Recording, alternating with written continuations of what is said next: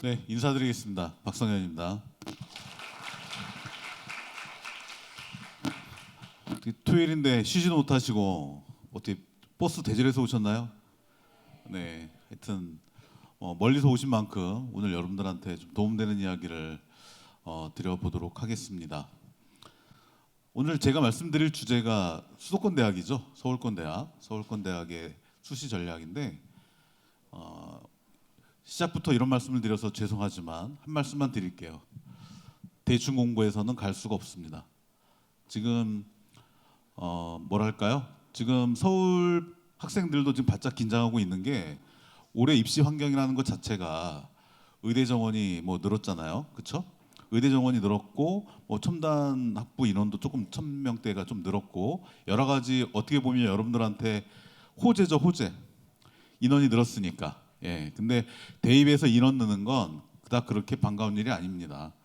왜냐하면 더 많은 학생들이 덤벼드니까. 그래서 목동고등학교 같은 경우는 이제 제가 근무하는 학교, 이제 양천구 목동에 있는 학교인데 지금 양천구 목동이나 서울 강남 쪽은 지금 N수생들의 비율이 재학생들보다 훨씬 더 많아요. 그러니까 고3이 100명이면 강남 쪽은 N수생이 220명에서 250명이에요. 2.2배수에서 2.5배수가 수능을 다시 보고요. 목동권은 한 1.2배수에서 1.5배수가 수능을 다시 봐요. 졸업생 3학년 인원 대비 비율로 따졌을 때. 하여튼 그래서 여러분들이 많이 열심히 하고 있겠지만 여러분들이 가고 싶어하는 대학을 가기 위해서는 이제 기말고사도 다 끝났잖아요. 이 남은 시기가 정말 중요하다는 말씀을 드려보면서 오늘 제 강의를 시작해 보도록 하겠습니다.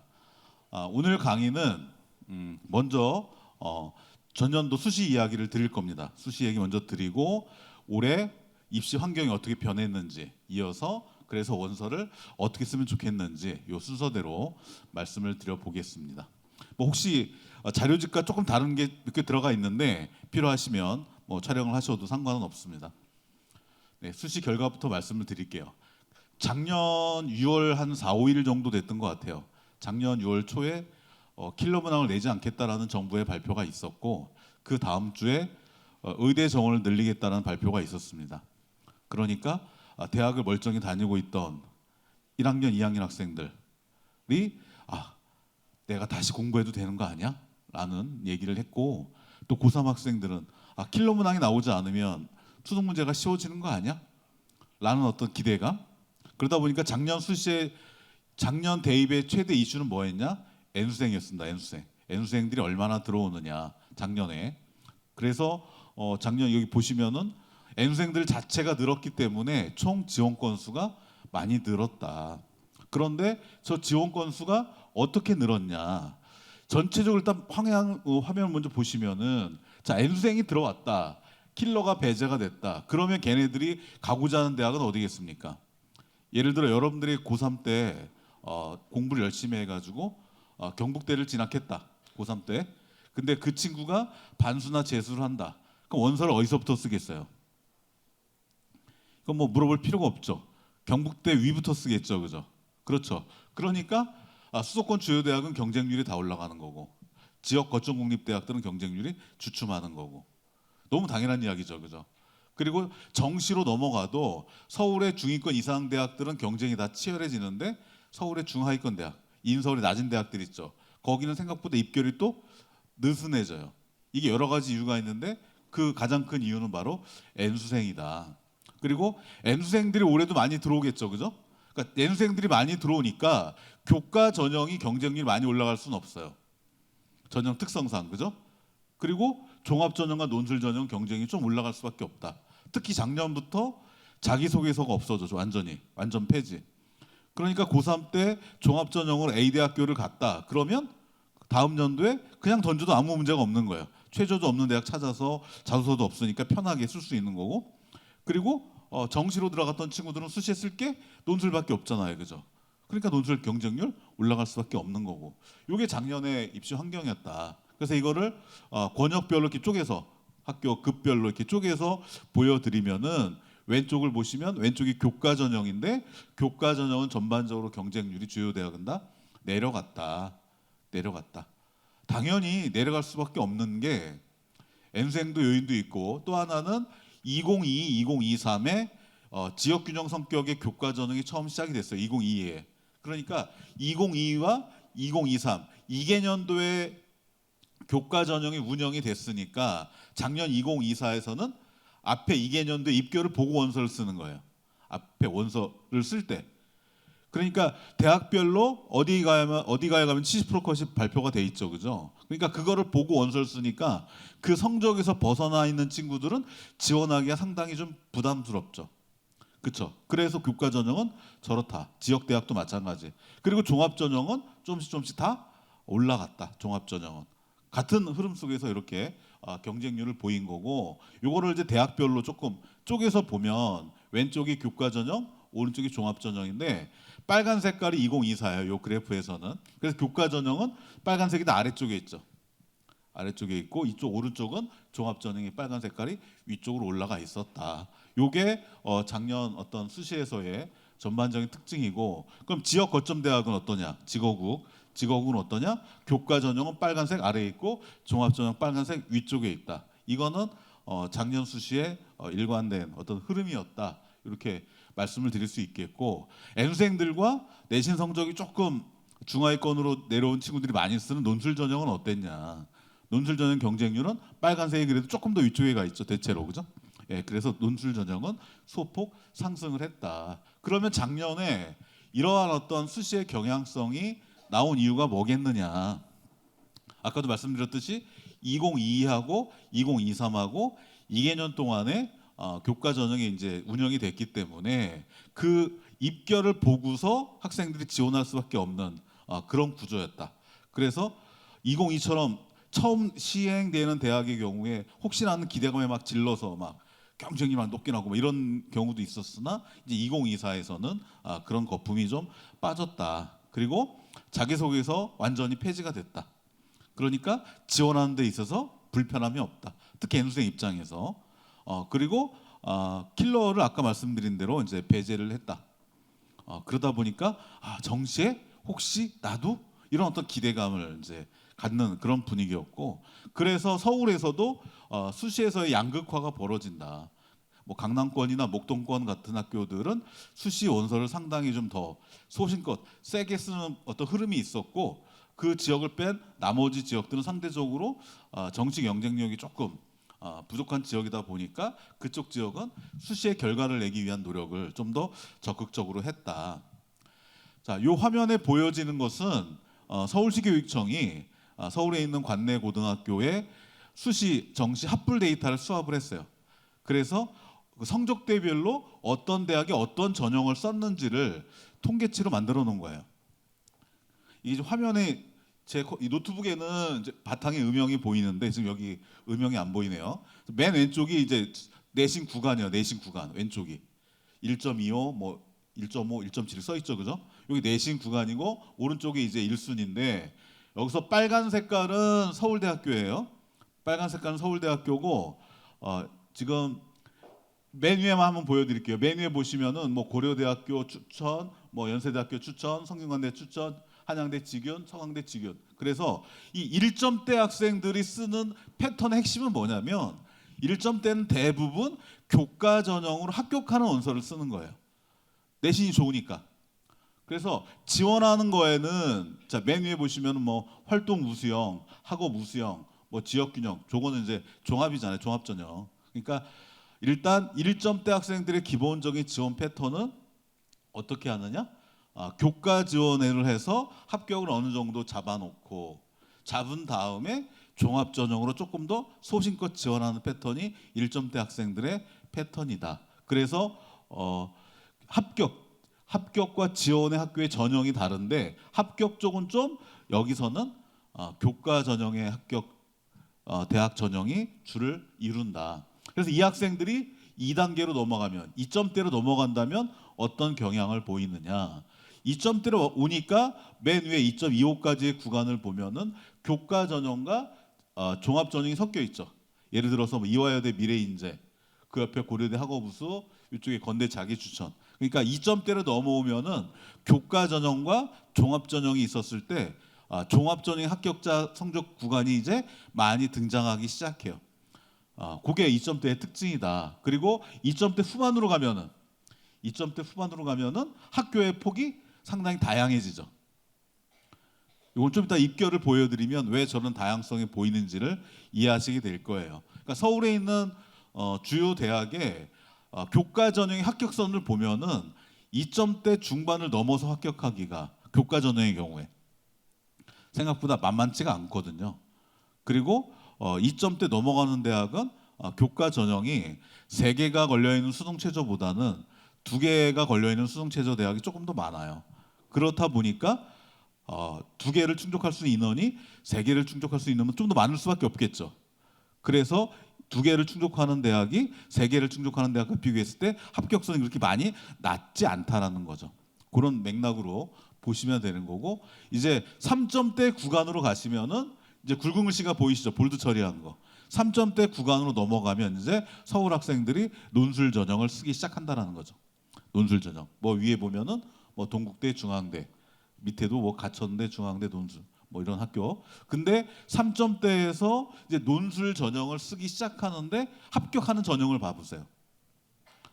합격하는 전형을 보면은 논술 전형은 밑에 가천대 하나 정도밖에 안 보이죠. 사실상 가천대 전형이 뭐 우리가 말하는 통합 논술 형태라기보다는 뭐 교과형 논술, 뭐 일부에서는 뭐 약식 논술이다. 교과 논술이라고 보통 많이 하잖아요. 약수형 논술이라고. 그래서 약수형 논술 형태라고 부르는 가천대를 빼면은 2점대, 3점대에서도 논술로 합격하는 학생들이 별로 없다. 그러니까 논술 전형은 어떤 지원은 하겠으나 합격을 예상하기까지는 좀 어려움이 있다. 그리고 3점대부터는 지원한 대학과 합격한 대학의 어떤 학교 이름을 한번 비교해 보세요. 가천대, 명지대, 중앙대, 동국대, 경희대. 그 밑에 경기대, 한성대, 가천대, 공주대, 가천대. 그러니까 좀 지원한 학교의 이름하고 네임밸류하고 합격한 학교 네임밸류가 약간 벌어지죠, 그죠? 그래서 3점대부터는 논술과 종합으로 소신껏 쓰다 보니까 합격과 지원의 대학 폭이 벌어지는 그런 구간이다. 자, 여기까지가 이제 작년 인문이고요. 여기가 이제 자연이에요, 자연. 자연을 보시면 아까보다 빨간 색깔이 더 많이 보이시죠?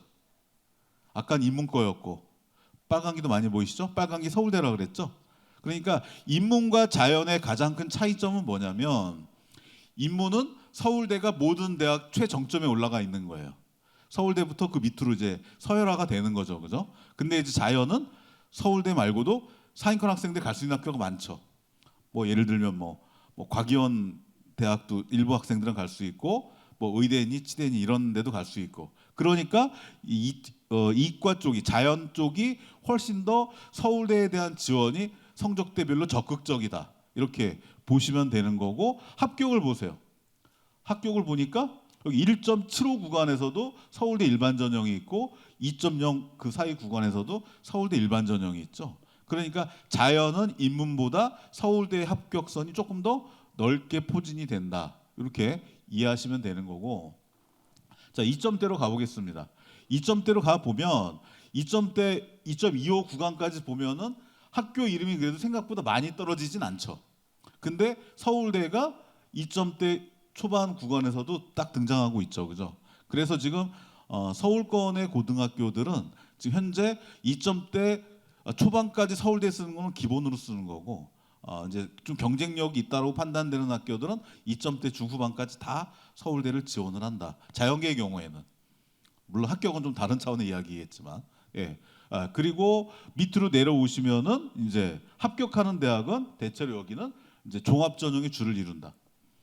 뭐 광운대, 상명대만 추천이네요. 상명대하고 가천대 추천이고 국민대, 인하대, 세종대 다 종합 전형이죠. 그래서 2점대를 넘어가면은 2점대 후반까지 가면은 이제 교과 전형보다는 종합 전형 합격자가 늘어나는데, 그 왜 그런 경향이 보여지느냐? 인문인보다 자연 쪽이 2개가 걸려 있는 대학에 수능 체제를 맞출 수 있는 아이들이 좀 더 많아요. 합격할 수 있는 아이들이.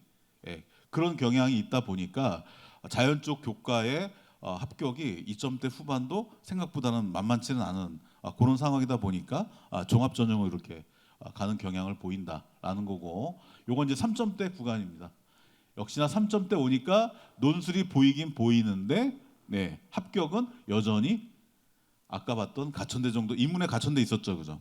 그 정도 대학 빼고는 3점대에서도 논술 전형으로 합격하는 건 쉽지 않았구나. 그러니까 이게 지금 제가 보여드리는 게 3점대 내신 구간까지 보여드렸기 때문에 논술이 별로 안 등장한 거예요. 근데 점수를 더 밑으로 내리면, 내신 성적을 더 밑으로 내리면 논술 지원이 좀 더 적극적이다, 이렇게 보시면 되는 거죠. 자, 그러면 선생님들이 이제 여러분들한테 상담하실 때, 야, 우리 이제 전년도 입결 한번 봐보자. 그러면 선생님들이 이제 이런 자료들을 보여주실 건데, 맨 왼쪽이 연세대학이에요. 서울대학이 교과 전형이 없으니까, 직윤이 이제 종합이니까 연세대학부터 오른쪽이 서울과기대, 서울의 이제 주요 대학을 보게 되면은 지금 작년에 광운대가 교과 전형의 경쟁률이 빠졌어요. 너무 빠졌어. 그러다 보니까 입결이 좀 이렇게 쭉 처지는 그런 경향성을 보였고, 그 정도를 뺀 나머지 대학을 보면은 2.0에다 한번 줄을 그어보세요. 2.0에다가 이렇게 줄을 그면은 오른쪽으로 갈수록 2점에서 2.5 구간 정도에서만 합격을 벌어지지 2.5에서 2.5만 넘어가도 광운대 빼면 합격할 수 있는 대학이 없죠. 그렇죠? 이게 인문이었고, 이게 자연입니다. 자연도 작년에 광운대가 경쟁률이 빠지는 바람에 이런 어떤 좀 블랭크 비슷하게 이제 구간이 형성이 되는데, 자연계도 보시면은 파란색 글씨가 작년 입결해요. 파란색 선이. 그러면 2.0에다 줄을 그어버리면 2.0에다 줄을 그어버리면 오른쪽에 한두 대학 정도 빼버리면은 없네요. 이게 70% 컷인데, 평균 70% 컷인데, 그럼 어떻게 해요? 고등학교에, 여러분들이 다니고 있는 고등학교에 내신 2.12 이내 학생이 몇 명이나 있어요? 그러니까 여기서 우리가 이렇게만 생각하면은 갈 대학이 없는 거예요. 그래서 이제부터는 전략을 이제 고민해야 된다. 자, 여기는 이제 종합 전형이에요. 좀 아까 보여드린 거는 교과 전형이고, 여기는 이제 종합 전형인데, 종합 전형은 왼쪽에 세로축의 내신 구간인데 보니까 2.5, 2.0 위에도 대체로 많은 대학들이 있죠. 그러니까 여기까지만 보면 딱 답이 나오죠. 교과 전형으로는 2점대 중반만 넘어가도 서울의 주요 대학을 붙기가 생각보다는 쉽지 않구나, 이렇게 판단이 되는 거고, 종합 전형의 경우에는 거기다가 한 0.5등급을 더 더해도, 한 등급을 더 더해도 합격자의 구간이 나오는구나. 그러면 어떻게 원서를 써야 되는 거예요? 교과 전형은 입결의 수렴에 어떤 그런 고민이 먼저 될 거고, 종합 지원은 그래도 소신껏 우리가 써올 수도 있겠구나라는 어떤 판단이 들 수 있는 거죠. 자연도 비슷한 경향이에요. 자연도. 자, 그러면 여기서 작년도의 경향을 봤더니, 야, 내신 성적대별로 지원 패턴이 다른데 2점대 중후반만 나와도 서울권 대학의 교과 전형 합격하기가 어렵다. 그러면 대부분의 학생들이 뭘 생각을 하냐면, 야, 난 내신이 안 되니까 쓸 대학이 없네, 이렇게 생각을 하는데, 여기서부터 이제 우리 학생들이 생각해야 될 건 뭐냐면, 대학은 성적으로 가는 게 아니고 석차로 가는 거다라는 생각을 여기서부터 이제 바꿔야 돼요. 성적으로 가는 게 아니고 석차로 간다는 건 무슨 얘기냐면, 내 내신이 3.0이에요. 3.0. 내 내신이 뭐 2.7이야. 그럼 아까 그 대학과 비교해 본다면 들어갈 수 있는 대학이 별로 없잖아요. 그죠? 그러면 내가 거기를 들어가기 위해서는 그 성적대 아이들보다 내 석차가 올라가야 되는 거잖아요. 그러면 기말고사까지 끝났기 때문에 3학년 1학기까지 이제 5개학기에 모든 정기고사가 끝났기 때문에 내 성적은 이제 상수에 변할 수가 없어요. 고정돼 있어. 그럼 어떻게 내 석차를 올릴 수가 있을까요? 내 석차를 올리는 방법이 뭐가 있어요? 그러면 그 다음에 두 가지, 대표적인 게 두 가지죠. 하나는 수능 최저죠. 수능 최저. 나보다 내신이 좋은 애들이 앞에 있겠죠. 있는데 걔네들이 만약에 나랑 같이 지원을 했는데 나는 최저를 충족했고 걔네는 수능 최저를 충족하지 못했다. 그럼 내가 그 아이들을 보다 석차가 앞서게 되는 거죠. 그 아이들은 내 밑으로 그 아이들은 이제 사정 대상이 안 되는 거죠. 그렇죠? 내신이 수능 최저가 안 됐으니까. 그러니까 내 석차를 올리는 가장 쉬운 방법이 바로 석차를 올리는 수능 최저학력 기준을 충족하는 거다라는 걸 생각할 수가 있을 거고, 두 번째는 뭐겠어요? 두 번째는 이제 전략인데 거기서 이제 자격과 경쟁률이 들어가는 거예요. 이제 자격과 경쟁률. 예를 들어서 이제 여러분들이 다니고 있는 학교가 지금 이제 기말고사가 다 끝났기 때문에 이제 학교에서는 열심히 지금 성적 산출을 하고 있을 거예요. 성적 산출할 거고 여름방학 들어가기 전에 이제 성적이 나오겠죠. 5기학기 성적이. 그러면 이제 2학기 8월 달 여러분들이 뭐 중순 정도에 이렇게 개학을 한다고 치면은 2학기 들어가면 이제 학교에서 학교장 추천 신청을 받겠죠. 학교장 추천. 그러면 좀 이따도 말씀을 드릴 건데 학교장 추천이라는 거 여러분들이 잘 생각을 해야 돼요. 무슨 얘기냐면 내 내신이 3.0이니까 내가 A 대학에 전년도 입결을 봤더니 내 입대 성적이 A 대학 입결에 70% 안에 못 들어갔어. 그러니까 나는 이 대학을 썼을 때 합격하기 어려울 거야 라고 생각하고 학교장 추천을 신청하지 않으면 어떻게 되는 거죠? 저는 아예 그 대학을 지원할 수 있는 지원 자격이 상실되는 거죠. 그렇죠? 그러니까 고등학교별로 이런 인원이 정해져 있는 혹은 정해져 있지 않은 학교장 추천을 통해서 내가 자격을 갖추게 된다면 대부분 학생들이 자격을 갖추지 못한 상태에서 포기했으니까 그 전형은 경쟁률이라고 하는 것이 상승하더라도 상승의 한계가 있을 수밖에 없다라는 말씀을 드리는 거예요. 무슨 맥락인지 이해가 되셨나요? 자, 그래서 올해의 수시 환경을 좀 들여다보겠습니다. 일단 수시 환경에 여러분들이 신경 써야 될 게 과거에는 벌써 한 두세 해 전만 하더라도 어떤 얘기를 했냐면 야 수시는 재학생이고 정시는 N수생이야 이렇게 생각을 했어요. 그리고 논술만 수시에서 N수생들이 좀 들어오고 교과 종합은 그래도 재학생이지 뭐 이렇게 얘기를 했었어요. 자, 근데 이게 서강대학교 전형별 N수생 재학생 비율인데 교과 전형은 서강대학교가 자격을 제한하니까 저런 결과가 나온 거고 오른쪽부터는 종합부터는 자격 제한이 없어요. 이렇게 본다면 정시는 당연한 거고 정시는 재학생이 3밖에 못 가져가고 종합을 보니까 5명 중에 1명이 이제 졸업생인 거죠. 그러니까 종합 전형도 이제 N수생들이 많이 들어온다라는 거고 밑에는 숭실대학교예요.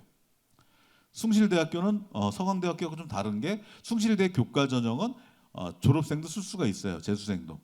그러다 보니까 교과 전형의 12%가 이제 N수생이다. 그러니까 이건 제가 교과 전형의 지원 자격 차이가 나는 두 대학을 가져온 건데 여기서 드리고 싶은 말씀은 뭐냐면 이제 교과 전형과 종합 전형도 더 이상 재학생만의 전형은 아닐 수 있다. 그러니까 좀 더 우리가 교과 종합을 지원함에 있어서의 전략적 선택이 필요하다. 자, 그 말씀을 드리는 거고. 자, 이번에 7월 2일 날 여러분들 6월 모평 봤죠? 그 모평의 성적표가 나왔습니다. 그렇죠? 근데 이번 6월 모평이 되게 특이한 시험이에요. 어떤 면에서 특이하냐면 일단 이 화면을 보시면은 이번에 졸업한 올해 1월 달, 2월 달에 졸업한 그 인원이 작년 졸업한 인원보다 작았어요. 절대 인원 자체가. 그랬는데 여기 보시면은 이렇게 응시 원서를 낸 애들이 398명 오히려 늘었어요. 그러니까 졸업한 N수생들의 인원이 줄어들었는데 육모를 보겠다고 원서 내는 애는 오히려 늘었다. 그렇죠? 그 얘기요. 늘었다. 그래서 올해 같은 경우에 작년 정시 수능에 N수생이 35.37%를 응시했는데 올해 고3은 작년 고3보다 인원이 좀 더 많아요. 그래서 비율적으로 올해 수능에서 35.37%만큼의 N수생 비율을 보이기는 쉽지 않을 수는 있으나 전체적인 N수생의 비율은 인원은 늘어날 가능성이 있다라는 거예요. 그러니까 고3이 늘었기 때문에 비율적으로 N수생의 비율이 더 크게 늘어나기 쉽지 않지만 전체적인 응시 인원은 N수생이 작년보다 늘 가능성이 충분히 확인이 됐다. 이번 육모에. 그 얘기고요. 여기다 하나만 더 제가 말씀을 드려볼게요. 여기 그 시간 제한이 있어 그 슬라이드를 뺐는데 이번 그 수능 채점 결과 육모를 채점 결과 봤을 때 두 가지의 특징이 있어요. 두 가지의 특징이 있는데 뭐냐면 여러분들 입장에서 수능 최저를 관점으로 들여다봤을 때 과거 작년까지는 국어의 경우에 언매 선택 인원이 조금씩 늘어나는 추세였고 화작 인원이 줄어드는 추세였어요. 그리고 수학의 경우에 확통 인원이 줄어드는 추세였고 미적 인원이 좀 늘어나는 추세였죠. 작년까지. 그리고 탐구의 경우에 사탐 인원이 줄어드는 추세였고 과탐 인원이 늘어나는 추세였어요. 그 이유는 뭐냐면 전체적으로 자연 성향 I가 늘어나는 것도 있고 또 하나는 엄매를 봐야지 내가 표점에서 유리할 수 있다는 어떤 그 심리가 이제 반영이 된 거겠죠, 그죠? 자, 그런데 이번에 육모 채점 결과를 봤더니 확통이 늘었고 사탐이 늘었고 과원은 줄었고 과투는 늘었고 사회하고 과학을 같이 본 인원도 늘었고 이런 경향이 나타났죠, 그죠? 그래서 이거를 선생님은 뭐라고 해석을 하냐면 작년까지는 확통을 보면 대체로 애들이 사탐을 받고 미적을 보면 대체로 과탐을 보는 게 그냥 고민 없이 그냥 응시하는 일반적인 관성이었는데 올해의 육모의 응시 현황을 봤더니 이제는 사탐론이라는 게 나오고 과투론이라는 게 나온다. 결국은 수능 최저를 맞추기 위한 전략적 선택이 이번에 엄청나게 나왔다라고 이해하시면 되는 거예요. 그래서 아까도 말씀드렸듯이 과탐1이 줄어들고 과탐2가 늘었다. 그러면 여러분들 중에 과학 1을 하는 친구들은 정시까지 수능까지 간다면 과탐1의 등급이 올라갈까요? 떨어질까요? 이런 분위기라면. 여러분들은 다 이렇게 얘기하잖아요. 선생님 제가 1학기 때까지 내신 공부하느라고 탐구 공부를 아직 잘 못했어요. 그래서 이번 기말고사 끝났으니까 이번 이제 여름방학부터 열심히 공부하면 이제 과탐, 사탐 점수 올라가겠죠, 선생님. 뭐 이렇게 얘기하잖아요, 여러분들, 그죠? 이렇게 얘기하는데 이제 그런 기대가 만만치 않다는 거죠. 그래서 선생님 학교의 사례를 하나 말씀을 드리면 3월달, 5월달 학평에서 과학 1 원점수 23점 받는 애, 과학 1 원점수 23점 받는 애가 걔가 원을 계속 공부해봤자 원으로 뭐 40점 이상을 받을 가능성은 없죠, 사실상. 그렇죠? 그래서 이번에 2로 바꿔서 봤어요. 그랬더니 원점수가 25가 나왔어요. 원점수가. 그랬더니 등급이 2개가 뛰어요. 2개가. 원으로 받았을 때는 5등급 언저리에서 심지어 어떤 과목은 6등급도 나오고 보통 5, 6등급, 보통 5등급이 나오는데 이번에 25점 정도를 2 과목에서 받으니까 3등급 끄트머리에서 4등급 앞머리 거기 성적이 들어가 있는 거예요. 그럼 얘는 원을 봤을 때보다 수능 최저라든가 이런 걸 반영했을 때 상당한 유리함을, 그렇죠? 하여튼 뭐 그런 것도 있다라는 말씀을 드리는 거고. 자, 올해 수시 환경이에요. 수시 환경 간호학과 들었고, 그러니까 간호학과는 의대는 우리가 흔히 말하는 4년제 대학, 일반 대학을 대상으로 정원이 늘어날 수밖에 없는 거고 간호학과는 전문대 포함이에요. 그러니까 간호학과는 실질적으로 우리가 생각하는 4년제 대학, 일반 대학에는 별로 이렇게 크게 의미가 부여되진 않는다. 그리고 첨단학과 들었는데 저 정도 인원 갖고는 재학생들한테 큰 영향을 줄 만한 인원은 아니다. 그리고 여기다가 하나 빠뜨린 게 교대가 정원이 좀 줄었죠. 한 12% 정도. 교대 정원 준 것도 전체적인 수시 대세에는 크게 영향을 주지 않는다. 이게 올해 환경이고, 하나 여러분들이 생각할 거는 무전공에 대한 것만 조금 고민하면 된다. 전 뒤에서 좀 이따가 말씀을 드려볼게요. 그 얘기. 자, 그래서 이 전공 자율제 이 얘기를 먼저 한번 시작을 해볼게요. 여러분들이 교과 전형의 원서를 쓸 때, 예를 들어 여러분들이 자, 만약 인문학생이야. 내가 경영학과를 가고 싶어요. 경영학과. 자, 경영학과를 가고 싶은데 경영학과를 쓰기엔 내 점수가 좀 불안해요. 근데 그 옆에 이런 자유전공이 있어요. 그럼 여러분들 경영학과를 쓸래요? 자유전공을 쓸래요? 자유전공을 쓸 가능성이 있겠죠, 그죠? 자, 근데 이렇게 내가 점수상으로 이과인데 뭐 건축학과나 물리학과나 아니면 뭐 이렇게 생활과학 계열의 과를 갈 수밖에 없는. 그러니까 건축학과나 물리학과나 옛날에 뭐 토목공학에 해당하는 뭐 사회 뭐 기반 시스템 공학과나 이런 과들이 지금 자연계에서 입비가 낮은 과들이거든요.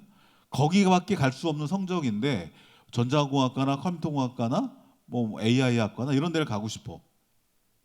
그러면은 무슨 과를 써야 되는 거예요? 그 과는 쓸 수가 없잖아요. 컴퓨터공학과, AI학과 입결은 안 돼. 그럼 그 과를 못 쓰면은 여기 물리학과를 써야 돼요? 자유전공을 써야 돼요? 만약 그 과를 가려고 한다면. 자, 그래서 여기서 우리가 생각해야 되는 건 뭐냐면 왼쪽에 유형 1이 있고 유형 2가 있는, 너무 복잡하니까 그거까지 설명드리기 시간이 한계가 있고, 간단히 얘기하면 내가 하위권 학과를 갈 수 있는 성적인데 하위권 학과가 아닌 상위권 학과를 가고 싶어. 그런 아이들은 당연히 자유전공이라는 모집 단위가 매력적일 수밖에 없는 거예요. 그렇죠? 그리고 나는 원래부터 상위권 학과를 바로 갈 수 있는 성적이에요. 그러면 굳이 저기를 갈 이유가? 그렇죠?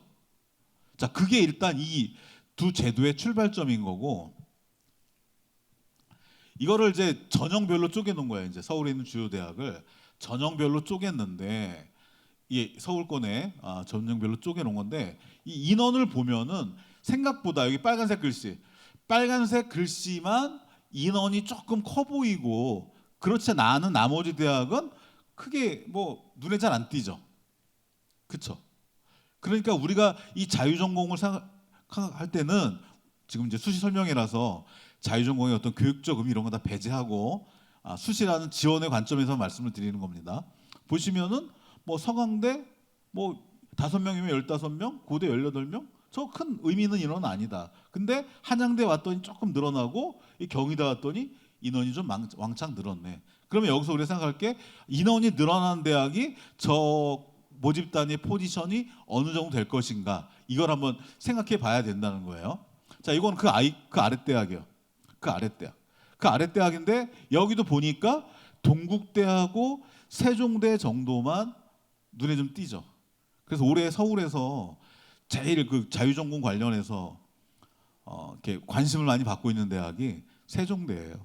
세종대. 왜냐하면 몇 명을 뽑아요? 223명을 뽑아요. 그러면 저기서 223명을 뽑으려면 나머지 과에서 몇 명을 뽑아야 돼요? 나머지 과는 한 명씩 뽑아요. 한 명, 2명. 하여튼 그래서 일단 자유전공에서는 우리가 보통 여러분들이 교과나 종합으로 지원할 가능성이 높기 때문에, 저 전공이 우리가 흔히 말하는 인기 전공하고 중첩되는 전공이냐, 인기 학과는 빠지고 저것만 남아있는 상황이냐, 그리고 인원이 크게 형성돼 있느냐, 인원이 작게 형성돼 있느냐, 이 정도를 일단 고민해야 된다는 얘기예요.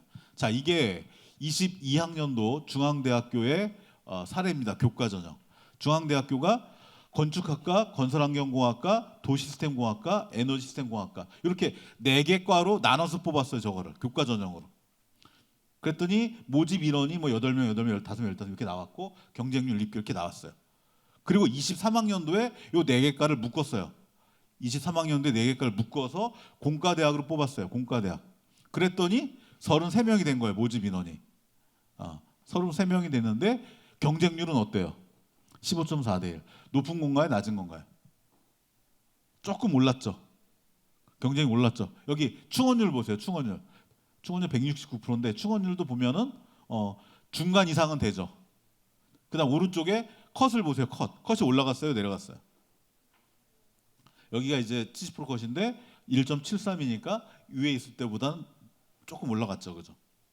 그러니까 평균적으로 이렇게 모집 단위가 커지고 그 안에서 과를 고를 수 있게끔 기회를 주면은 학생들의 선호도가 올라가는 게 일반적이다.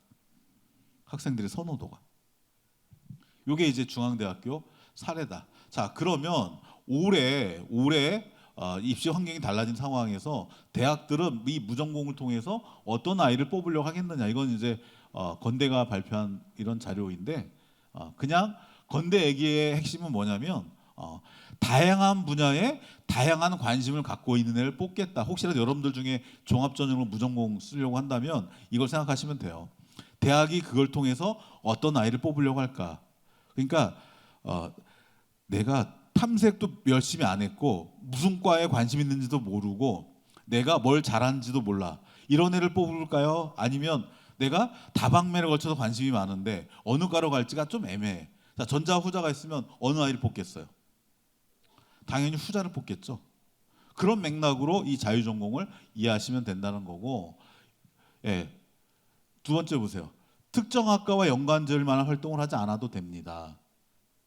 근데 맨 아래 다양한 관심사를 가진 학생이면 됩니다. 이게 포인트인 거예요. 내가 뭐 해야 될지 모르겠다. 예, 그 핵심은 내가 관심사가 많다라는 뜻이지 아예 탐색 과정을 거치지 않은 그냥 진로에 고민 없는 이런 친구를 뽑겠다는 뜻은 아니라는 거죠. 자, 그 정도만 말씀을 드리고 동국대학교도 같은 맥락이다. 그 얘기를 말씀을 드리겠습니다. 자, 그래서 원서를 어떻게 쓸 건가는 제가 뒤에서 다시 한번 말씀을 드릴 거고 자율전공을 생각할 때는 일단 선발 인원 변수를 봐라. 선발 인원. 그래서 아까 말씀드린 대로 세종대처럼 극단적인 인원 분포가 나온 대학은 상당히 일반학과 한 명, 두 명 뽑는 과는 예측 불가다. 예측 불가. 자, 그런데 서강대처럼 자유전공을 만들어봤자 5명, 10명, 5명, 20명 각각 3개 모집단위가 20명밖에 안 되고 그리고 기존의 선호학과도 그대로 뽑는다고 한다면 그 학과의 입결은 위에까지 올라가긴 한계가 있을 것이다. 그런 걸 보시라는 얘기고 그다음 밑으로 와서 이제 최저와 관련한 이제 경쟁률 분석을 들어가야 된다. 자, 그 정도만 말씀을 드려보고요. 자, 의대 첨단학과 정원 요거는 오늘 제 강의가 끝나고 2차 시에 또 의대 강의가 따로 있잖아요. 그죠? 그래서 간단하게만 말씀을 넘어갈 텐데 의대 정원이 늘었다. 늘었는데 일반은 서울 애들도 쓸 수 있는 인원이고 지역은 이 지역 권역별 그 학생들만 쓸 수 있는 그런 인원인데 지역 위주로 인원이 늘었다. 근데 여기서 우리가 하나 생각해야 될 건 의대 정원이 늘었다고 해서 의대 갈 수 있는 애들이 많이 생기는 게 아니에요. 무슨 얘기냐면 작년에 의대 갈 수 없는 애들 의대를 써도 무의미한 지원 있죠. 그런 애들은 올해도 못 가는 거예요. 그럼 어떤 애들이 그럼 의대 가는 거냐면 작년에 의대를 썼는데 아깝게 떨어진 애들. 아깝게 떨어진 애들이 한 명씩 더 갈 수 있다는 뜻이에요. 저게. 자, 그 정도 인원이다. 그리고 수도권 대학은 정시와 종합으로 많이 뽑고 지역 대학은 교과로 많이 뽑는다. 그래서 지역 의대 싸움은 수능 최저 싸움이다. 뭐 그 정도로 그냥 짤막하게 말씀을 드려보겠습니다. 지역 인재 오른쪽이 표시가 된 거예요. 지역 인재 위주로 많이 늘었다는 얘기고, 요게 이제 경북 지역의 경상권의 의대의 지역 인재 전형의 수능 최저다. 예, 수능 최저. 일단 영남대 보시면, 예, 그렇죠? 네, 수능 최저가 되게 중요하다. 그 정도만 말씀을 드리고 자세한 건 뒤에서 말씀을 드릴 거고, 그 다음에 경북권 의대에 작년에 그 합격자 사례를 다 하나하나 다 따져가지고 여기다 그래프로 그려봤더니 2.0에다 줄을 거도 2.0 뒤쪽에 합격한 아이들이 제법 나오죠. 예, 저건 뭐다? 수능 최저의 힘이다. 예, 수능 최저의 힘. 예, 요거는 그냥 참고삼아. 여러분들이 오늘 이걸 들으려고 지금 앉아 있는 건 아니니까 그 정도만 말씀을 드려보고, 그리고 이거는 단순히 의대에서의 수능 최저도 중요하지만 서울의 주요 대학의 수능 최저를 바라보는 관점이에요. 자, 고려대학의 의대가 4.5예요. 수능 최저가. 그랬더니 수능 최저 충족률이 2024학년도에 교과는 30%, 종합은 60% 정도밖에 안 된다. 인하대학교가 수능 최저가 1등급 3개예요. 1등급 3개인데 수능 최저 충족률이 10%밖에 안 된다. 근데 10%여도 워낙 경쟁률이 600대 1이 넘었잖아요. 그죠? 예, 600대 1이 넘었기 때문에 예, 실질 경쟁률이 70대 1이 넘는다. 그 정도 얘기고. 그다음에 이거는 경희대학교가 발표한 입결을 이렇게 가져온 건데 충족률이 30%대 20%대 이렇게 나오는데 그래도 실질 경쟁률은 무지 높죠. 그렇죠? 자, 그 정도만 의대는 말씀드릴게요. 그래서 1.4 정도가 넘어서면 의대의 경우에는 교과 전형을 서울에 있는 대학 기준입니다. 교과 전형 쓰기는 상당히 부담스러운 아쉬운 성적이다. 자, 그 정도 말씀을 드리고, 그래서 의대를 여러분 중에 혹시라도 생각하는 친구가 있다면 두 번째, 의대만 쓸 것이냐, 비의대도 쓸 것이냐에 대한 판단이 제일 중요하다. 그리고 정시로 넘어가면 최근 5개년 동안 정시에 의대관 들어간 학생들의 재졸 비율을 보면 재학생 비율이 20%밖에 안 된다. 그러니까 정시에 내가 간다면 어느 정도 가능한지를 먼저 판단한 다음에 내가 최저 가능한 대학을 찾아놓고 그 대학 위주로 고민해 보면 된다. 자, 그 정도만 말씀을 드리고, 첨단학과 이번에 1145명이 늘었는데 이런 정도 는 거 가지고는 의대하고 더해봤자 저거는 큰 의미를 해석하기는 어렵다. 그래서 그냥 간단히 얘기하면 1점대 교과 성적 위주로 뽑았던 전형의 경우 영향을 받을 수 있겠으나 나머지 뭐 3등급 때, 4등급 때, 뭐 2등급 중후반 이때는 크게 영향을 미칠 가능성은 없다. 자, 그 정도만 말씀을 드리고, 자, N수생 변수 아까 말씀을 드렸죠. 인원이 늘어날 거다. 인원이 늘어날 거다. 그리고 N수생 비율이 늘어나면 어떤 게 문제냐면 여러분들이 어차피 내신 성적은 고정이 돼 있기 때문에 수능 최저를 맞추기 위한 공부를 해야 되는데 이 1등급 내에 2등급 내에 들어가 있는 재학생과 N수생의 비율을 비교해 보면 1등급은 월등하게 재학생 비율이 낮다라는 거죠. N수생의 비율에 비해서. 자, 그런 걸 감안해서 여러분들이 내 수능 성적이 오를 것이냐 내려갈 것이냐를 판단해서 나의 적정 수준의 수능 최저 어느 정도인지를 판단하셔야 된다. 그렇게 보시면 된다는 거고요. 정시 이건 뭐 등록 비율인데 큰 의미는 없죠. 평균 뭐 30% 정도밖에 되질 않는다.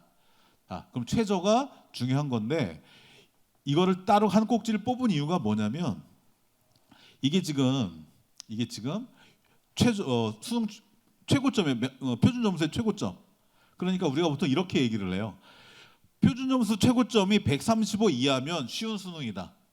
135에서 140 사이면 보통 시험이고 140에서 145 사이면 어려운 수능, 145 이상이면 매우 어려운 수능이다. 이렇게 표현을 하는데 작년 수능이나 이번 육모나 다 140점, 145점을 넘어갔죠. 그러니까 어려운 시험 맞다.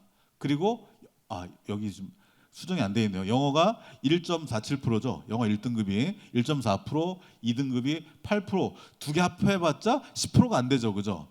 근데 여러분들한테 선생님이 하나 확실하게 말씀드릴 수 있는 건 뭐냐면 지금 이제 평가원 내부 관계자들의 얘기를 종합해 보면 올해 수능도 어려울 거다예요.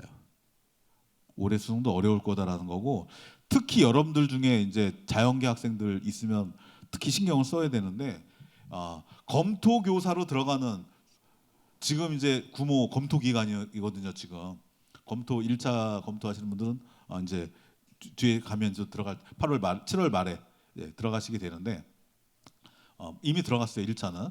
근데 검토 교사가 바뀌었다. 그리고 지금 내부의 평가원의 팀별 담당자가 많이 교체가 됐어요. 그래서 이 내부에서 이 수능 출제와 평가를 관리하는 인력들이 대거 교체됐기 때문에 과거의 어떤 일관성 있는 점수를 유지하기가 상당히 어려워졌다.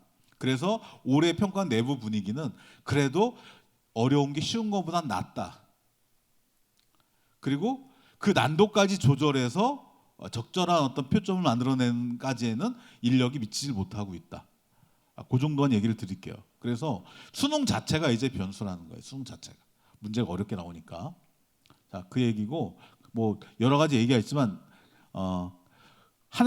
여기서 하나만 말씀을 드리고 넘어갈게요. 여러분들 이제 그 육모 보면 수능 특강 다 풀으셨죠, 여러분들?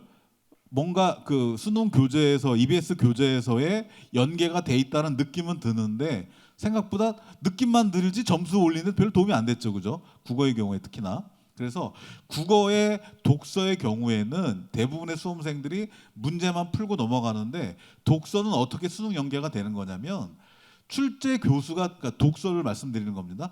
출제 교수가 들어가서 만약에 경제학과 교수가 출제위원으로 들어갔다 그러면 수능 특강하고 수능 완성을 펼쳐놓고 거기서 경제학과 관련된 키워드를 뽑아내는 거예요. 뽑아낸 다음에 내 전공과 관련된 키워드를 하나 내가 무는 거야. 물고 그걸 활용해서 지문을 재집히라는 거예요.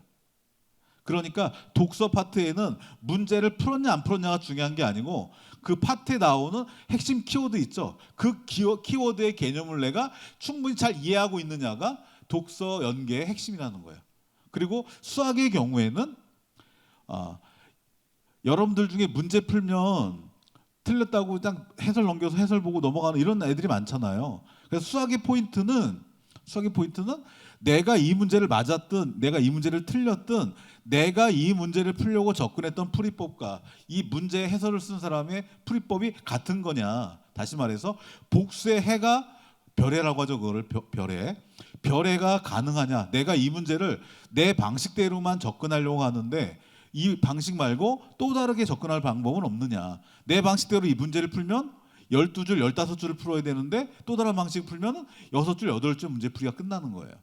자, 그 정도 얘기만 하고 그리고 여러분들이 수능 최저를 이제 맞춰야지 성적 올릴 수가 있는데 EBS예요, EBS. 이건 제가 여기다 강의에 넣을까 말까를 고민하다가 넣은 건데 EBS I에 가면은 여기 AI 맞춤 학습이라는 게 있어요. 저는 이 강의할 때마다 이걸 꼭 이야기하는데 얘를 클릭하고 들어가면은 화면이 이렇게 바뀌어요. 아까 걔를 클릭하면 화면이 바뀌어. 그리고 여기 중간에 보면은 시험지 만들기라는 게 있죠. 얘를 클릭하세요. 자, 그러면 이번처럼 영어가 어려웠다. 영어에서 어려운 문제가 뭐예요? 빈칸 문제, 삽입 문제, 순서 문제예요. 그렇죠? 그럼 내가 영어가 맨날 77점, 78점 나온다. 그러면 빈칸 문제, 순서 문제 하나만 맞추면 8점 나오는 거죠. 그럼 등급이 하나 올라가는 거예요. 그러니까 여기에 와서 이렇게 국어, 독서, 사회문화, 추론 이런 식으로 하나씩 정리를 해가지고 내가 등급을 하나 올리는데 국어와 영어의 아킬레스건 과목 있죠. 그 영어 그 유형 하나를 클릭하고 여기다 추가를 늘리세요. 그럼 얘가 시험지를 자동으로 만들어줘. 그럼 시험지를 자동으로 만들어주는데 예를 들어 내가 영어에서 빈칸 문제와 순서 문제만 약하다. 그러면 빈칸하고 순서만 클릭하고 정리하면 만들어주는데 그럼 얘가 뭘 가지고 시험지를 만들어주느냐. 이 안에는 1, 2, 3학의 학평 문제가 다 들어가 있고요. 6월, 9월 수능 문제가 다 들어가 있어요. 다시 말하면 양질의 문제가 들어가 있다는 얘기예요. 자, 그런 식으로 내가 약한 거를 공부하면 등급 하나를 올리는. 그러니까 우리가 여기서 영어를 100점 만짜의 전략이 아니고 국어를 100점 만짜의 전략이 아니고 국어 문제, 영어 문제 더 만져서 내가 최저를 충족해 보자. 이런 관점으로 간다면 저런 서비스를 이용하는 것도 되게 유용한 거다. 자, 그러면 이런 상황에서 수시 원서를 어떻게 쓸 거냐? 자, 일단 이게 앞으로 남은 일정입니다. 앞으로 남은 일정. 이제 1학기 일정은 없고 여름 방학 끝나고 9월 4일 날 이제 수능 모평을 볼 거고 그 다음 주에 이제 원서를 쓸 거예요. 그러니까 지금부터 이제 본격 수시 레이스가 시작이 된다. 이렇게 이해하시면 되는 거고. 그리고 원서를 쓸 때 6장을 쓸 수 있는 건 다 알고 계시죠, 그죠? 그리고 왼쪽에 있는 대학은 6장이 포함되지 않는 대학이에요. 오른쪽도 6장이 포함이 안 돼. 근데 하나만 조심하셔야 될 게 산업대, 청운대와 호원대를 우리가 산업대라고 불러요. 그리고 그 위에 전문대. 산업대하고 전문대는 수시 합격하면 정시 원서를 못 낸다. 이것만 주의하시면 돼요. 그것만 주의하시면 된다. 자, 그럼 여기서부터 이제 대학별 이야기를 좀 해보겠습니다. 자, 서울대, 연세대, 고려대. 어느 대학 가고 싶으세요? 질문을 바꿔볼까요? 어느 대학 갈 수 있으세요? 어우, 좋습니다. 그 팩이 좋아요. 자, 일단 서울대는 작년하고 올해하고 이렇게 크게 바뀐 게 없어요. 크게 바뀐 게 없는데 일단 서울대의 포인트는 일반 전형과 지역 균형의 완전히 경향이 다르다는 거. 그래서 지역 균형은 학교별로 2명밖에 못 쓰잖아요, 최대. 그죠? 그러니까 지역 균형은 아마 여러분들이 다니고 있는 학교에 가보면 내신 성적으로 한 줄을 세어보면 대부분 자연 성향 아이들이 1, 2등을 할 거예요. 대체로. 그래서 지금 서울대학교의 고민은 직윤 인문에 애들이 질이 떨어져.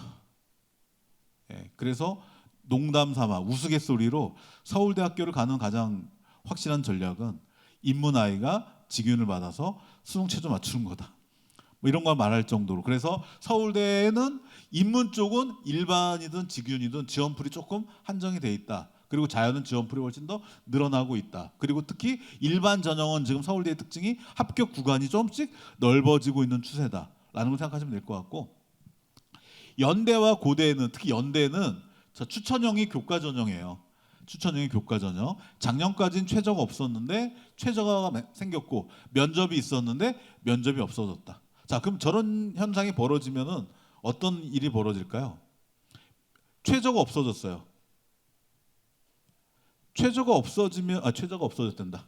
최저가 생겼어요. 최저가 생기면 어떤 일이 벌어질까요? 내신 성적이 좋아도 최저에서 걸리는 애가 생기겠죠. 최저에서 아웃되는 애들이 생기겠죠. 그죠? 그러면 끝선에 영향을 줄 수 있다는 얘기예요. 끝선. 그러니까 최저가 없을 때는 경쟁률에 따라서 입결이 형성되겠으나 최저가 있으면 최저의 어떤 경쟁력이 부족한 친구들은 지원함에 있어서 되게 어려움이 발생한다는 얘기죠. 그러니까 연대를 합격하는 상위권 아이들은 일정 정도 성적은 되겠죠. 그러나 끝선은 조금 위쪽으로 올라가진 않겠죠. 그 얘기고, 고대도 교과 전형은 최저를 유지하고 있다. 그래서 여기서의 포인트는 고대하고 연대가 교과 전형의 경우에는 수능 최저가 비슷한 수준이다. 고대는 그냥 3합 7이고 연대는 2개 4 또는 2개 5에 영어와 한국사를 걸어놓은 건데 수능 최저가 이제 비슷한 거고, 그리고 연대는 교과의 면접을 없앴는데 고대는 종합 학업 우수의 면접을 없앴다. 근데 차이점은 연대보다 고대는 종합 전형의 최저를 한번 봐보시면 얼마예요? 4.8이에요. 그래서 고려대학교는 학생부의 어떤 영향력, 내신의 영향력보다는 수능의 영향력이 훨씬 크다. 4.8이니까. 예, 그래서 고대의 고민은 4.8을 걸어놓고 면접을 만들어 놓으니까 성적 좋은 애들이 다 써놓고 그리고 나서 뒤에 다 빠져버리는 거예요. 면접 안 가버리는 거예요. 그러니까 실제 경쟁률이 너무 내려가는 거예요. 그래서 고대가 면접을 없앤 거예요. 하여튼 그래서 전체적으로 고대는 연대에 비해서 수능 영향력이 훨씬 더 세다. 그리고 교과의 경우에는 서울대와 연대와 고대와 성균관대와 한양대와 중앙대와 서울시립대가 수능 최저가 똑같다라는 걸 명심하셔야 돼요. 자, 뒤에서 좀 이따 어떤 영향을 줄지를 설명을 드릴게요. 자, 그래서 서울대 직유는 파란 색깔이 아래 내려와 있죠. 문과는 경쟁률이, 그죠? 그리고 자연은 파란색이다 위에 올라가 있죠, 그죠? 자, 그런 경향성이 있는 거예요. 그리고 컷을 보시면 지역 균형의 컷은 뭐 볼 의미가 없다, 그렇죠? 다 각 학교 1등 못해도 3, 4등짜리들이 쓰는 것이기 때문에 1점대 초중반 정도가 합격선이다 이렇게 보시면 되는 거고요. 자연입니다. 자연도 마찬가지다, 그렇죠? 자, 그리고 일반 전형, 일반 전형의 경우에는 제가 한 가지만 말씀을 드리면 인문 쪽은 대체로 이 선호도가 높은 데의 경쟁률이 많이 높진 않아요. 그리고 이쪽 사범대는 약간 등락이 좀 있어요, 경쟁률이. 인문 쪽은. 근데 자연으로 가면은 어떤 경향성이 있냐면 물리 기반의 공과 계열 학과들 있죠. 물리 기반의 학과들은 경쟁률이 낮고 생명 기반의 학과들은 경쟁률이 높다는 걸 주의하셔야 돼요. 당연히 고등학교에 물리 공부하는 애들보다 생명 공부하는 애들이 많다는 뜻인 거죠, 저거는. 그렇죠? 그 정도만 경향성 말씀을 드리고, 그리고 서울대학교는 여기 앉아 계신 분들은 이 전형을 많이 쓰진 않겠지만 서울대학교는 모집 단위별로 면접 방식이 다르다는 걸 기억을 하셔야 돼요. 특히 인문보단 자연. 자, 예를 들어서 여기 파란색 보세요. 여기 식품, 동물, 생명공학과는 면접을 화학하고 생명과학을 같이 보는 재시험 면접이고, 응용생물화학과는 생명과학 면접을 보고, 그렇죠? 화학이나 생명과학 중에 하나 고르게 돼 있는 거죠. 그리고 식품 영양은 화학이나 생명과학 가지고 보고, 식품 생산과학은 생명과학 가지고 면접을 봐요. 그러니까 과가 빨간 글씨, 파란 글씨 서로 비슷한 과들이잖아요, 그렇죠? 그런데 면접을 보는 과목이 이렇게 다르다는 거예요. 그래서 서울대학교 일반 전형 쓸 때는 내가 자격이 되냐 안 되냐도 중요하지만 그 대학의 재시문 면접을 내가 어느 정도를 더 잘할 수 있는지에 대한 경쟁력도 체크하셔야 된다. 자, 연세대학교 왼쪽이 교과 전형, 오른쪽이 종합 전형. 근데 연세대학교는 중복 지원이 안 되죠. 여기 중복 지원이 안 돼요. 그럼 어떤 아이들이 써야 되는 거예요? 일단 오른쪽은 면접이 있는 거고 왼쪽은 면접이 없어요. 그렇죠? 그리고 오른쪽이 면접이 있는데 연세대학교의 얘기는 면접을 작년 난도를 100이라고 한다면 올해 난도는 많이 내려갈 거다. 그러니까 면접 영향력이 올해는 좀 내려갈 거다라고 얘기를 해요. 그래서 무슨 얘기냐면은 이제 작년에 이제 고른교회 전형에 해당하는 문제 형태로 이번에 면접 문제를 내려고 하고 있다. 그런 얘기를 하고 있어요. 그래서 이 활동 우수형은 종합 전형이기 때문에 학교의 어떤 유형이 좀 더 다양화된다. 과고 애들도 들어오고 자사고 애들도 들어오고 외고 애들도 들어온다. 그러나 추천형은 일반고 아이들이 거의 전체를 가져가기 때문에 교과 성적이 우수한 재학생의 경우에는 어쨌든 추천형이 좀 더 고려가 되는 게 일반적이다. 그리고 입결을 보시면 70% 컷은 1점대 중반이다. 1점대 중반. 근데 올해는 최저가 생겼다고 그랬죠, 그죠? 그러면 조금 뒤로 조금 밀리지 않겠냐는 조심스러운 예측을 하고 있다. 수능 최저가 이합 국어, 수학, 탐구 중에 2개 합 4가 인문이고 2개 합 5가 자연이에요. 합 4, 5 또는 영어 3, 한국사 이 세 가지를 다 충족해야 된다. 그 정도.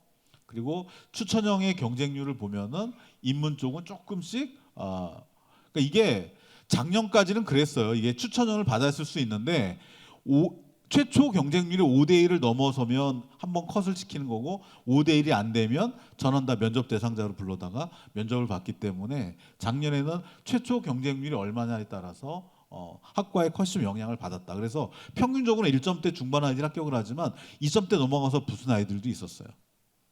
5대 1이 안 되면 그런 특성이 있어서 자, 그 얘기 경쟁률의 모습을 보여주는 거고요. 자연인데 자연도 보면은 지금 이 박스 친 게 뭘까요? 이 박스 친 거에 네 군데다 박스 쳐놨잖아요. 예, 이 박스 친 거 여기가 조금 이렇게 등락이 좀 있는데 특히나 여기 주 시스템 같은 데는 좀 있는 거고 그렇죠? 그래서 전통적인 과들은 입결의 그 경쟁률의 편차가 그렇게 많이 크지는 않다. 그리고 연대 종합전형은 아까 교과 전형은 1점대 중반 정도 입결했는데 2.18, 1.9 그래서 한 2등급 정도가 70% 선이다라고 보는 거고 그리고 이 70%의 언저리에는 이제 고교 유형이 다양화됐기 때문에 일반고가 아닌 학생들이 평균을 조금 깎아먹은 것도 좀 들어가 있다 정도 이해하시면 될 것 같아요. 자 그리고 종합전형의 어떤 합격자들의 성적을 한 줄로 쭉 세워놓은 건데 이게 지금 50% 컷하고 70% 컷하고를 보여드리는 거예요. 50% 컷하고 70% 컷하고 비교해드리면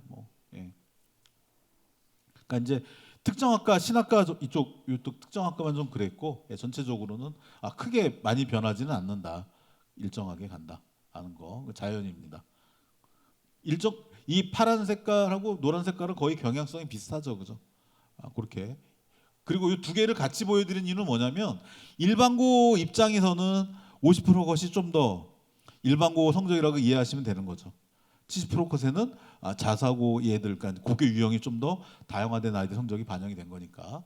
자, 고려대학교 교과전형입니다. 고려대학교 교과전형은 한 1.5대 정도에서 70% 컷이 형성이 된다. 그리고 3합 7 정도다. 그래서 서울대, 연대, 고대. 서울대는 탐구를 2과목 기준으로 하기 때문에 그런 거고 연대와 고대는 평균적으로 교과 전형은 블랭크가 나기가 쉽지 않다. 그런 경우는 거의 없다. 없고 일정 정도의 합격선이 형성이 된다. 그렇게 보시면 되는 거고 올해가 이게 작년에 입결했는데 아까 말씀드린 대로 고대와 연대와 성균관대, 중앙대, 한양대 이런 대학의 최저 라인이 똑같은 올해가 첫 해가 됐기 때문에 고대를 써서 붙는 애들이 교과 전형을 쓴다면 어디까지 쓸 것인가? 여러분들이 만약에 고대의 교과 전형을 쓸 수 있는 학생이다라고 한다면 교과를 어디까지 내렸을 거예요? 중앙대 이하로는 내려가지 않겠죠, 당연히, 그죠? 그러면 결국 그 아래 대학 서강대, 성균관대, 한양대 또 내려가면 중앙대 이 대학과 연대, 고대의 교과 전형은 중첩되는 학생들이 많이 발생하겠죠. 그렇죠? 그리고 그걸로 6장을 다 안 쓸 거 아니에요, 그죠? 그렇죠? 그러면 오른쪽으로 종합은 윗대학을 올려 쓰는 그런 패턴이 이 학교 구간에서 나올 거고 학업 무수는 합격 컷이 70% 컷이 2점대 문과는 2.69까지 내려갔죠, 그죠? 저거는 학교 레벨이 낮아서가 아니고 4.8이라는 수능 최저의 영향력이다. 4.8. 그래서 여러분들 중에 수능에 좀 강점이 있다. 4.8의 수능 최저를 맞출 수가 있다라는 좀 자신감이 있는 친구라면 좀 적극적으로 써볼 필요도 있는데 솔직히 4.8의 학교당 몇 명이나 있겠습니까, 그죠? 생각보다 그렇죠. 특히나 인문은 수학을 포함해야 되는데 수학을 1등급, 2등급 받기가 사실상 그렇죠? 거의 쉽지 않다라고 본다면 오히려 인문은 합격자들의 표준 편차가 더 커질 가능성이 높아요. 합격자의 표준 편차가 커진다는 얘기는 뭐예요? 교과의 영향력보다 수능 최저 영향력이 커질 수 있어서 합격자 넓게 포진될 수 있다는 거죠. 인문 쪽은 그렇게 보시면 된다. 경쟁률인데요. 나중에 자료집 참고하시면 될 것 같습니다. 그리고 계열적 합은 여기는 이제 수능 최저가 없죠. 그렇죠? 그래서 여긴 밑에를 이해하고 가시면 돼요. 밑에. 자, 인문 보니까 외고 국제고 합격 비율이 68%예요. 그리고 그 밑에 자연은 과거 영재고가 66.7%. 그러면 이 전형의 성격이 이제 뭔지 아시겠죠? 수능 최저가 없어. 그렇죠? 그러면 일반고 아이들도 뽑겠지만 일반고 애들은 뽑아주는 거지 걔네가 주 타깃은 아니란 얘기죠. 예? 예, 그렇게 이해하시면 돼요. 자, 경쟁률 이거는 근데 제가 왜 보여드리는 거냐면 요 빨간 색깔은 교과 전형이고요. 노란 색깔은 428의 종합 전형 우수고 요 파란 색깔은 최저가 없는 거예요. 그러니까 과거 애들이 뭐 수능 공부합니까? 영재교 애들이 수능 공부합니까? 그러니까 이제 걔네들이 입학하는 과는 저렇게 입결이 낮을 수밖에 없는 거죠. 그리고 일반고 애들이 대부분 들어가는 빨간 색깔 교과 전형은 입결이 저렇게 높을 수밖에 없는 거죠. 그래서 어떤 애들을 타깃으로 하냐에 따라서 같은 고려대학교지만 입결이 저렇게 차이가 난다. 노란 색깔, 저 파란 색깔만 보면 고려대학교인지를 알 수가 없죠. 그 정도로 낮죠, 그죠?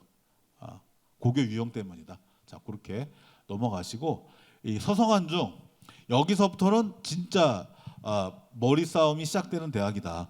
왜냐하면 서영문 어차피 최상위 대학이니까 서울대 쓰는 연고대도 쓸 거니까, 그렇죠? 근데 여기서부터는 쓸 거냐 말 거냐부터 시작해서, 그렇죠? 교과를 쓸 거냐 종합을 쓸 거냐 여기서부터 이제 좀 전략이 들어가는 건데 작년에 서강대가 교과 전형이 인문이 하나 빼고 다 뚫렸어요. 하여튼 그래서 올해는 서강대 쪽에 지원자가 좀 많이 몰리지 않겠느냐 이런 얘기 좀 하고 있고 그 다음에 성균관대는 작년에 과학인재를 만들었어요. 과학인재. 근데 얘기를 들어보니까 과학인재가 면접을 원투를 다 해요. 원투를. 예. 그럼 일반고에서 물화생지 원투를 다 공부한 애가 누가 있어요? 그래서 작년 합격생의 상당수가 과거 애들이었다. 과거 애들을 뽑기 위한 전형이다. 하지만 일반고 애들도 뽑아준다. 정도라고 이해하시면 되는 거고 한양대가 제일 큰 변화가 있는 거죠. 한양대가 원래 교과가 한양대 하면 원래 교과 종합 논술 최저 없는 대학. 이게 트레이드 마크였어요. 수시에서. 근데 올해 교과에 3합치를 만들었고 종합 일부 전형에 최저가 들어왔고 내년에 논술에 최저가 들어온다. 내년에 한양대학은. 그리고 중앙대는 어떤 면에서 여러분들이 좀 관심을 가질 필요가 있냐면 중앙대는 영어 있죠. 영어 2등급을 영어 1등급으로 카운트를 해줘요. 그러니까 올해 육모처럼 영어의 1등급 비율을 예측하기 어려운 학습 효과를 가진 친구들이 중대를 쓸 가능성은 있겠죠. 중대의 교과 전형이나 논술 전형이나 둘 다 최저가 있는 전형은 영어 2등급을 1등급으로 카운트해 준다라는 거. 그게 다른 대학과의 최저였던 조건의 차이다. 그리고 탐구형 인재와 융합형 인재가 있는데 융합형 인재가 좀 더 일반고 아이들 합격 비율이 높은 전형이에요. 거기에 면접이 없어졌다. 자, 그 정도. 그리고 이거는 내 학교의 합격 성적 입결 비교한 거. 내 학교 입결 비교. 왼쪽은 교과, 오른쪽은 종합. 종합은 제가 일부러 50% 갖고 온 거예요. 70%안 갖고 오고. 예. 그래서 저기 보시면은 한양대가 성적이 너무 높죠, 그죠? 작년에 최저가 없었기 때문이다. 올해는 저 성적이 좀 빠질 거예요. 빠질 거다. 자, 그 정도로 보시면 되고요. 자, 그래서 요거를 한 장으로 정리한 거예요. 그래서 다 있는데 하나만 좀 제가 좀 보시면은 성균관대학교의 탐구형은 면접이 수능 전에 있다라는 것만 기억을 하세요. 수능 전에 있냐 후에 있냐가 되게 중요한 거예요. 면접이. 나머지는 제가 아까 다 말씀을 드렸고, 자, 그 다음에 경식운동 얘기입니다. 외대는 인문만 있어서 뺐어요. 예. 그리고 시립대는 들어가긴 했고, 그리고 이제 홍대 같은 경우는 3합 8이잖아요, 그죠? 그래서 3합 8이면은 그 옆에 있는 3합7 대학을 갈 거라는 선호도라는 기반에서 이렇게 만들어 놓은 건데, 자, 일단 경희대 포인트는 뭐냐면 수능 최저가 2합5예요. 2합5. 수능 최저가 2합5 교과 전형의 경우에. 근데 탐구 과목을 2개로 바꿨어요. 탐구 과목을 2개로. 그러면 특히 인문 쪽은 탐구 2과목으로 갔을 때 2합5의 충족 가능성이 얼마나 될까? 보통 여러분들이 2개 걸린 어떤 수능 최저를 맞춘다, 인문이다 그러면 어떤 과목을 가져가려고 그래요? 보통은 영어 하나에 탐구 하나 이렇게 가져가거나 진짜 일부 학생은 영어에 국어 이렇게 가져가겠죠, 그죠? 근데 탐구 2과목 기준인데 2과목을 절사를 하는 게 아니에요. 하나를 2등급 받고 하나를 3등급을 받으면 얘는 2.5가 되는 거예요. 근데 영어가 3이다 그러면 얘는 5.5가 되는 거죠. 그러면 얘는 불합격이에요. 얘는.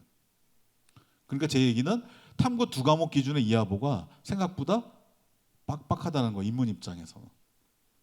근데 작년에도 모집 단위에 따라서 입결이 되게 낮은 과들이 있었는데 올해 이하보다 그럼 저기는 전략적으로 고민해 볼 수 있는 대학이다라는 거고, 그리고 건대와 동대는 교과 전형이랑 종합 전형이랑 평가 방식이 거의 비슷하다. 단지 이제 동대가 평가 반영 범위만 조금 줄였는데 그래도 여전히 동대는 교과 전형이 종합 전형처럼 서류 평가 영향력이 절대적일 것이다. 자, 그 정도 말씀을 드리고, 그리고 여기에 보시면은 건대와 동대가 입결이 되게 높은 건 저거는 최저가 없는 전형의 어떤 특성을 반영한 거다.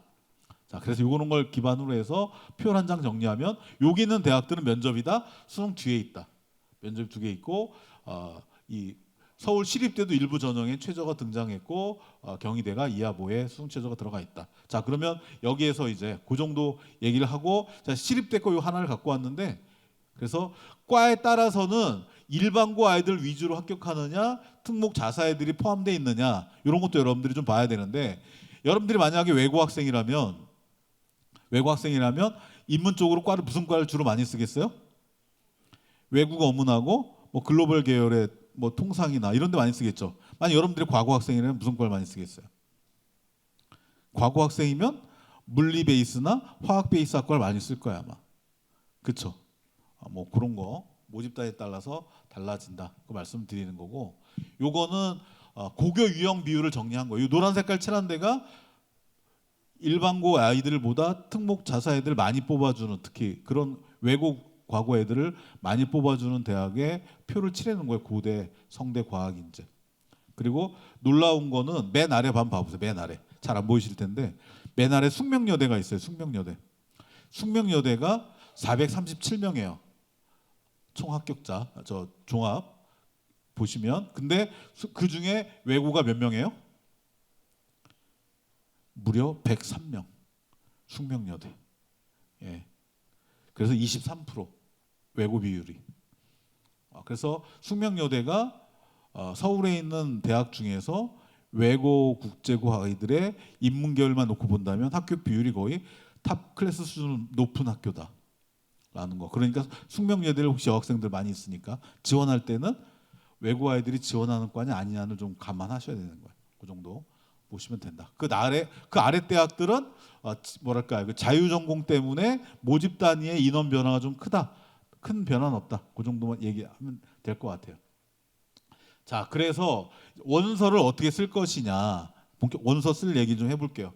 자, 이게 교과 전형인데 그 반을 잘라서 왼쪽은 최저가 없는 거고요. 반을 잘라서 오른쪽은 최저가 있는 거예요. 반 잘라서 위는 서류를 보거나 면접을 보는 거고 아래는 서류가 없는 거다.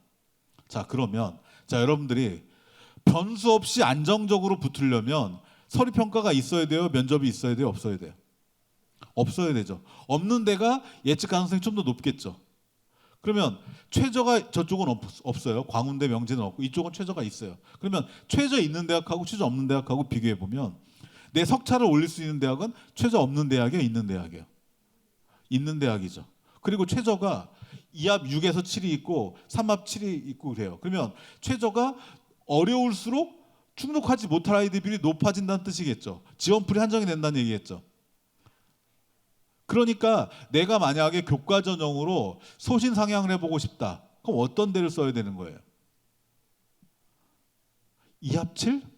2합 7은 소신 상향에서 붙기가 쉽지가 않죠. 그러니까 수능 최저가 어려울수록, 자, 그 얘기를 이제 본격적으로 해볼게요. 그래서 이 교과 전형의 경우에는 여러분들 학교에 다니면서 상담할 때 일단 지금 보여드린 학교들 있죠, 그죠? 걔네들은 다 학교장 추천이 있는 대학이에요. 그래서 학교장 추천이 있는 대학은 경쟁률이 마지막 날 올라가는데 한계가 있어요.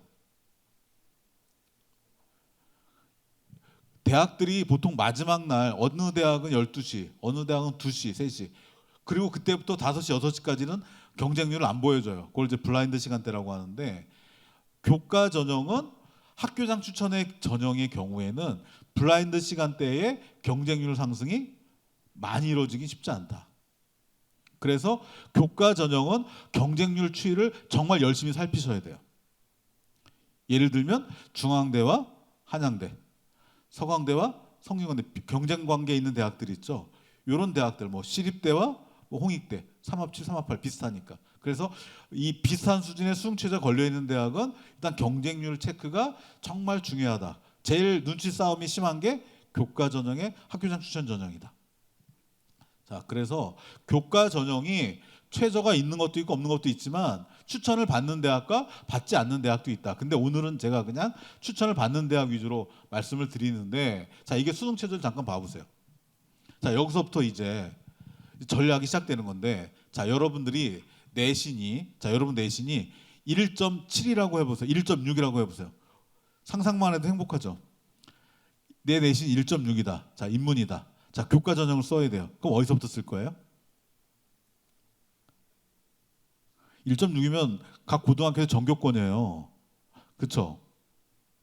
근데 만약에 내가 내신 1.6인데 3합7이 될지 안 될지 불안하다.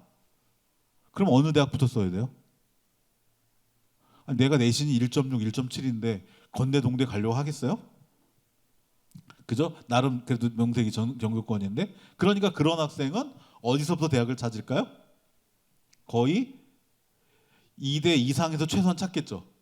근데 남학생이야. 그럼 2대는 빼야죠, 그죠? 자, 그러면 중앙대부터 찾아야 되죠. 근데 3합7이 될까 말까 해. 그럼 어느 대학을 꼭 써야 돼요? 서강대를 꼭 써야지. 3등급 3개니까. 그러니까 3합7은 간당간당한데 3등급 3개는 내가 돼. 그러면 서강대는 당연히 쓰는 거죠.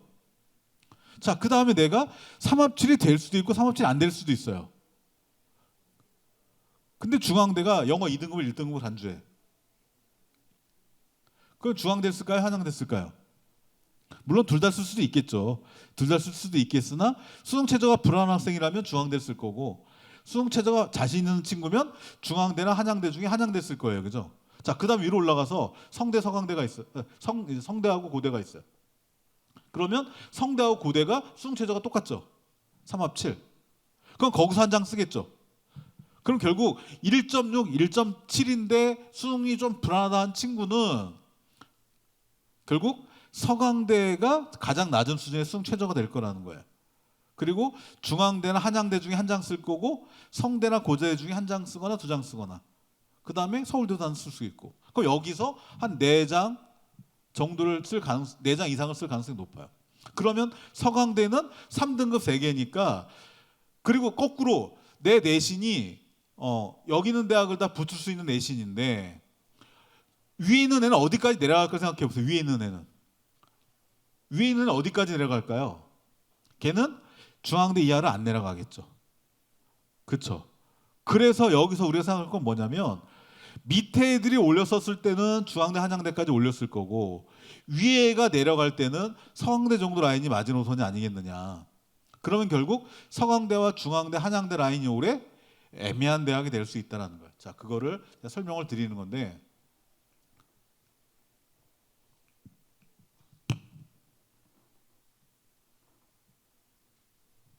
이거는 그냥 참고 삼아 자료집에 있는 거니까 살펴만 보세요. 이건 참고입니다. 자, 이것도 마찬가지고 교과로만 뽑는 거고. 자, 나중에 원서를 쓰실 때 우리가 교과 전형을 어떻게 인식하고 있냐면, 교과 전형은 내신으로 많이 뽑는 거고 어느 정도의 합격 예측이 가능한 전형이다, 이런 생각을 하고 있잖아요. 그죠? 자, 근데 이거는 지금 건대 자료예요. 건대 입학처가 올 초에 자문회의 때 발표한 자료인데, 철학과와 잠깐 봐보세요. 건대 얘네가 지금 최저가 없는 대학입니다. 철학과를 잠깐 보면은 최저가 없는 대학인데 1등부터 5, 6등까지 다 떨어졌어요. 빨간색 X는 떨어졌다는 뜻이고 초록색 동그라미 붙었다는 뜻이에요. 그럼 철학과 앞에 애들은 다 떨어졌어. 수능 최저가 없는데 뭐죠? 아니, 수능 최저가 안 돼서 떨어졌다는 건 이해가 되는데 수능 최저 없는데 떨어졌어. 자, 수학과 보세요. 수학과 봤더니 한 2등 정도로 돼 보이는 애가, 두 번째 애가 X표처럼 슬쩍 보이시죠? 그러니까 건국대나 동국대처럼 교과의 정성 평가를 30%로 세게 하는 대학들은 이수 기준, 얘가 고등학교 때 무슨 과목을 이수했나, 그 이수의 어떤 수준은 어떠한가, 세특은 어떻지? 라는 걸 본다는 뜻이에요. 그러니까 여기서는 정량적으로 내 석차가 나오지 않을 수 있다는 거예요, 이 학교들은. 그러니까 이런 대학을 안정권으로 쓰면 조금 불안할 수 있는 여지가 조금 있다는 뜻이에요. 자, 그리고 원서 쓸 때 학폭 여부 3개 학교만 눈여겨보시고 덕성여대, 연대, 이대만 자격이 안 된다라는 거 보시고, 자, 이 표를 잘 뚫어지게 쳐다보세요. 이게 지금 고교별로 추천할 수 있는 TO예요, 이게. 자, 그러면 어디를 볼까요? 서강대를 볼까요? 자, 서강대를 학교당 20명까지 쓸 수 있어요. 그럼 전국에 20명 원서 쓴 학교가 몇 학교일까요? 자, 성균관대 학교당 15명 쓸 수 있어요. 학교에 15명 추천할 수 있는 고등학교가 전국에 몇 학교가 있어요? 성적만 놓고 보면 없죠. 그렇죠? 이대 20명, 중앙대 20명, 홍대 10명. 그러니까 제 얘기의 핵심은 이게 고교별로 학교장 추천할 수 있는 TO인데 이 TO를 다 채울 수 있는 고등학교는 없다. 이게 전략인 거예요.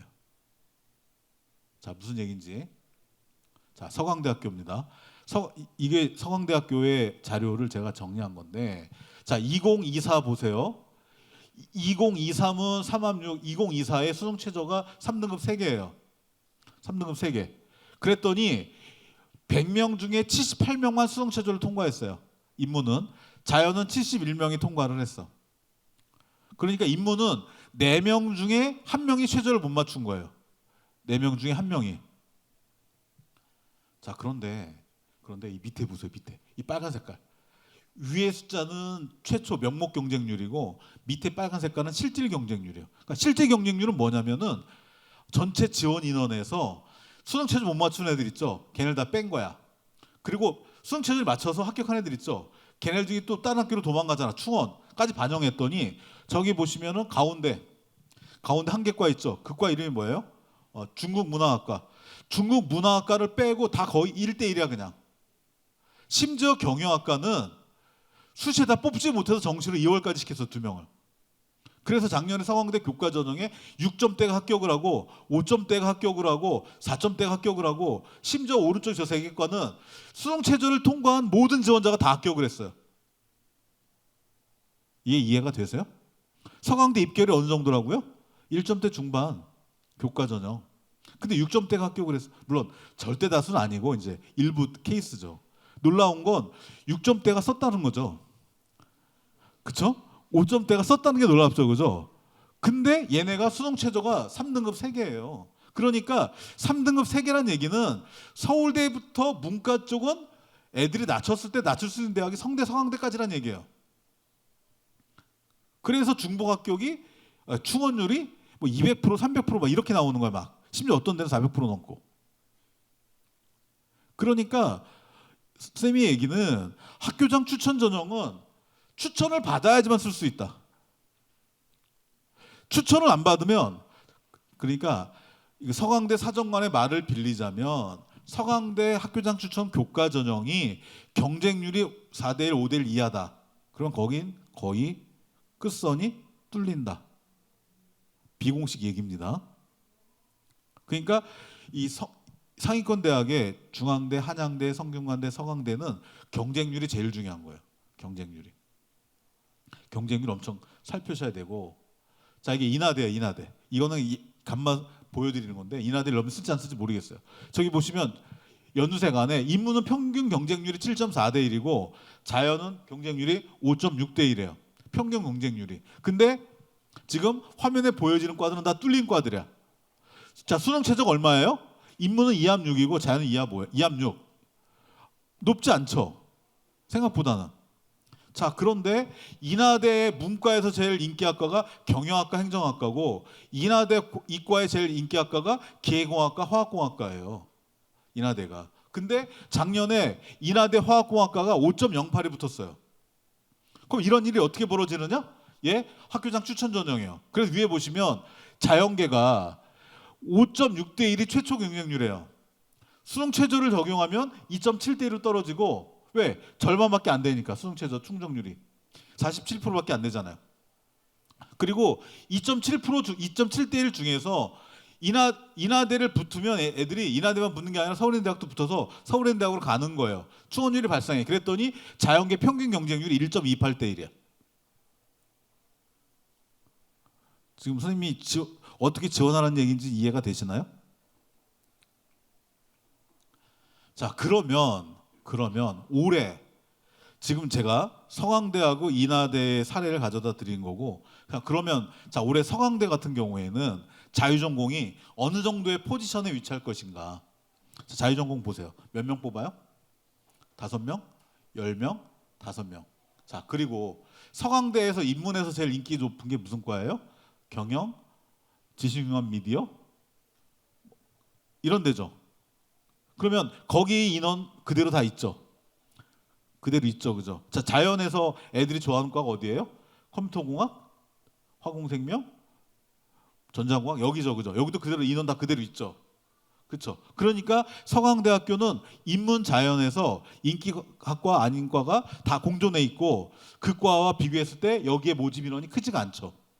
그러면 여기 원래 내가 선호하는 과에 갈 수 있는지는 구역에 쓸 필요는 없죠. 그럼 이 모집 단위의 높이는 제가 보기에는 최상이 될 가능성은 없죠. 그렇죠?